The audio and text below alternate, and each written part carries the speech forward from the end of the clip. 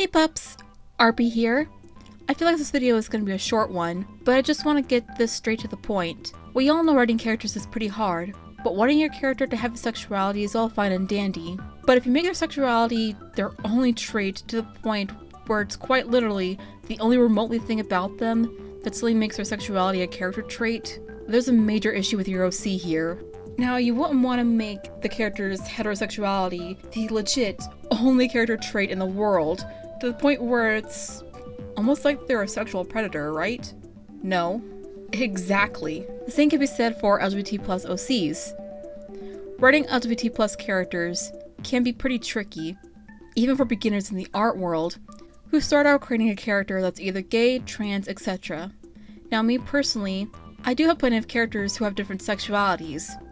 For instance, my Lucario character Sheldon is bisexual, but at the same time, he's in a heterosexual relationship with his wife Luna, with both of them consenting to polyamorous relationships. Sheldon's a timid Lucario who's working on his music career, and is father of 4 children, 2 sons and 2 daughters, in case you were curious about that, and works as a part-time music performer for a fancy restaurant. His bisexuality does not define his personality. My Sylveon character Cupcake is a gay femboy who works as a fashion designer. I tried my hardest not to make him the gay stereotype, quote-unquote, as the SJWs of Tumblr would say, but his sexuality doesn't define him either. Yes, there are femboys who are straight, bisexual, trans, but in Cupcake's case, he's a cis male, likes being a femboy, is attracted to men, and yes, I'm still in process of writing him, and him being gay does not define who he is. I can tell you that much, pups. That being said, having a character's sexuality being their main personality trait is, well, let's just say it can be considered as either homophobic, transphobic, or both. Like this, for example. If you make a lesbian character, and you make it a stereotypical lesbian, like a Tumblr SJW artist would draw in the early to mid 2010s, let's just say that makes you homophobic, because there's nothing remotely interesting about the character other than the sexuality. What's their personality like? Are they mean or nice? Are they weak or tough? What are their likes and dislikes? What are their hobbies? And don't say, oh, this character's personality is their sexuality, they like girls/dudes, their hobbies are sleeping with someone of the same sex, whether they're straight or not, because being gay suddenly gives everyone a pass for the if no consent, no means no rule. They hate someone of the opposite sex, because again, being gay makes a person either an extreme feminist or misogynistic towards the person of the opposite gender. And we'll just stop it at there. Writing a gay/trans character is the same as drawing a cis/straight character. Think of it that way. I'll leave links to videos about writing characters in the description below, because those videos explain a hell of a lot better than I ever could.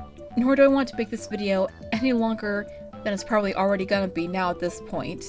And the same could be said about writing and designing trans characters. I'm going to say the same thing I said in my rant about the Tumblr art style.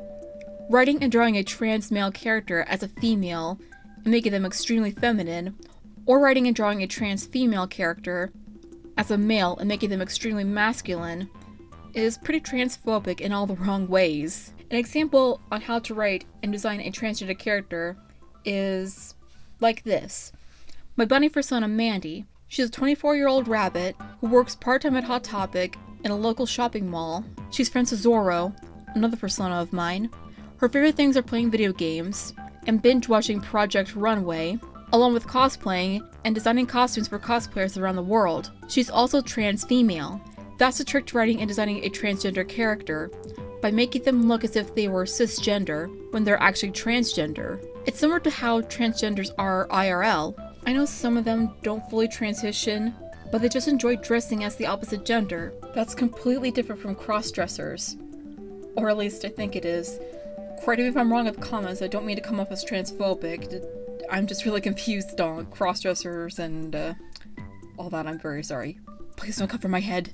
Transgenders, on the other hand, that's another can of Weedles all on its own. But to conclude this video, write any LGBT plus OC as if you would write any other character. Just to make their sexuality their only personality trait. Because the sexuality is not a personality trait. And that does not make any sense at all. Not even for me. And don't make a trans character look different from the gender they're transitioning to. it'll make you come off as transphobic and homophobic. I apologize if this video was short, but I hope this was somewhat helpful in a way. If you guys have any critiques on what I can improve on in the future, be sure to let me know via comment or a commentary video, whatever works for you and whatever helps. That being said, I'm out of here. Take it away, outro.